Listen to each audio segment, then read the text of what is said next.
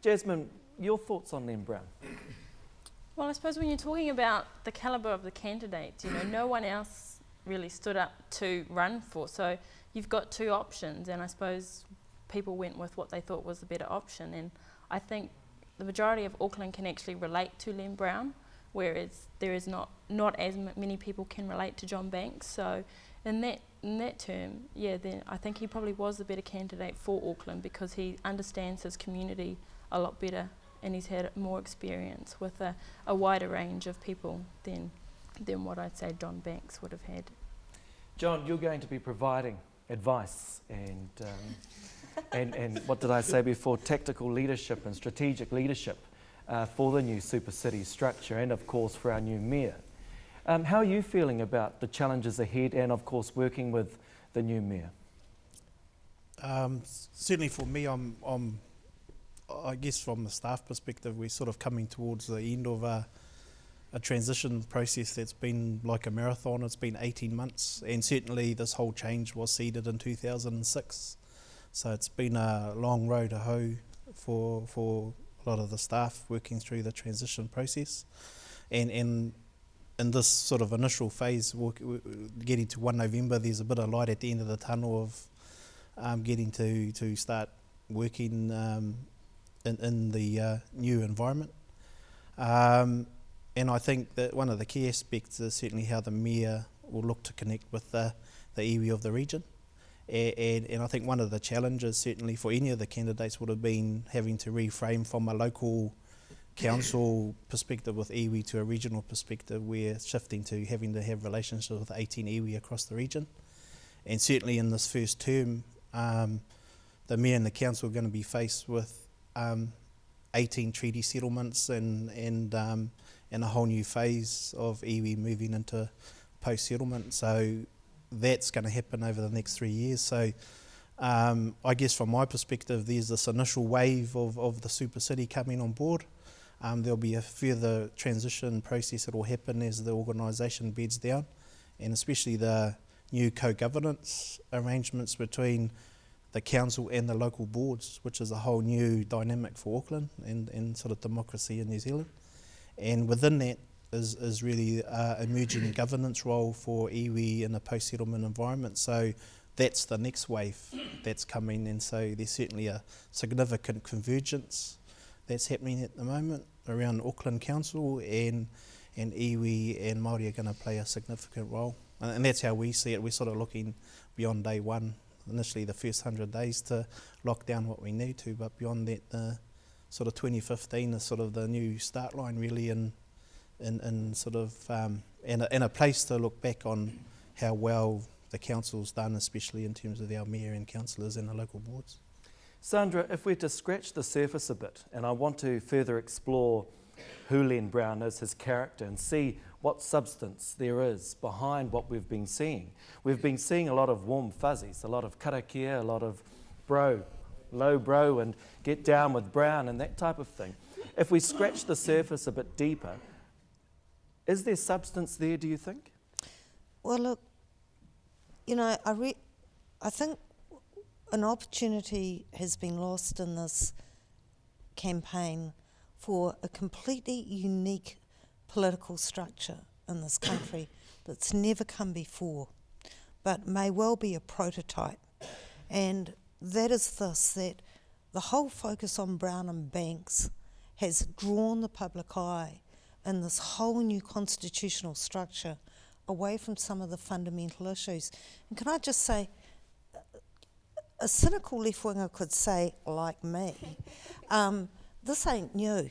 Let's remember the days of Bill Birch when in the 1990s, when they were selling everything that wasn't nailed down in this country, that to sell the ports of Auckland and a lot of regional strategic assets that Maori and tangata whenua in this region had their eye on and were in the process of developing claims for, was actually going to be put on the table by statute. The Auckland Regional Council Services Trust Act said thou shall sell. That's what the Act says, and lo and behold, what happened? Instead of the Banks Brigade getting elected, a whole lot of left-wingers like my old mate Bruce Jessen got elected. And it's funny because this is like revisiting history. They've invented a whole new constitutional structure, and it was never about down with the Brown or was Banksy really a good guy because he's a super dad, and I believe he is, all along. It was actually about the strategic publicly owned assets of Auckland, and are they flickable when they are in the hands of CNR and the government's mates. And yet again, just like in 1990, we see the public sort of intuitively picking up on an underlying non-debated message, and that is, hell, they might sell. We're going to hang on to it.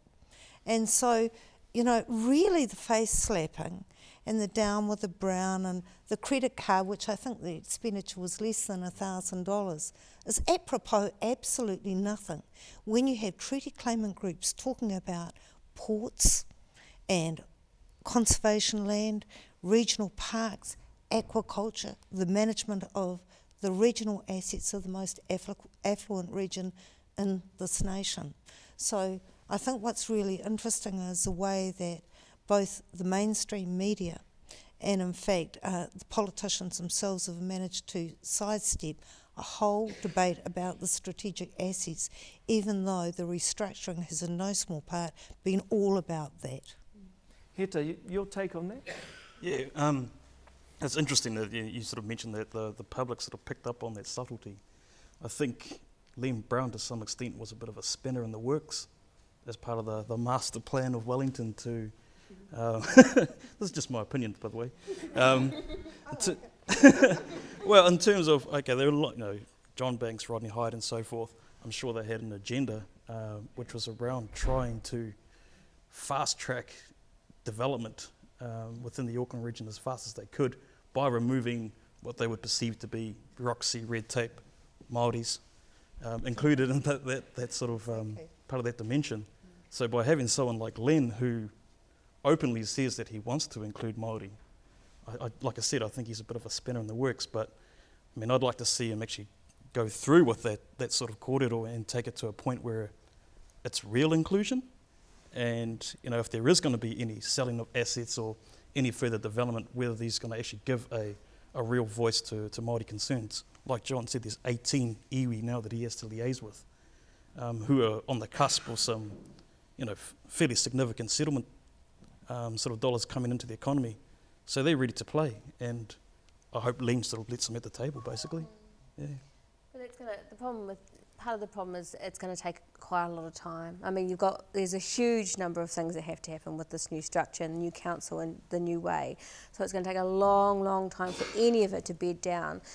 So in some ways, we also need to be really conscious of being careful of expectations. I mean, none of this is going to be delivered probably in the first term. Yeah, I mean, it's all going to be this. What we want to be able to see is the steps. The active engagement, the respect for not just consultation but decision-making authority by iwi and by Māori over the things, and the steps towards that, concrete steps. But we're not going to see anything resolved till the end because we need to make sure there's time. And if we follow that, though, a tribe like, for example, Ngāti Whātua, who are in negotiations at the moment, who are at the table, they don't want to hear that it's not going to be settled over the next 3 years.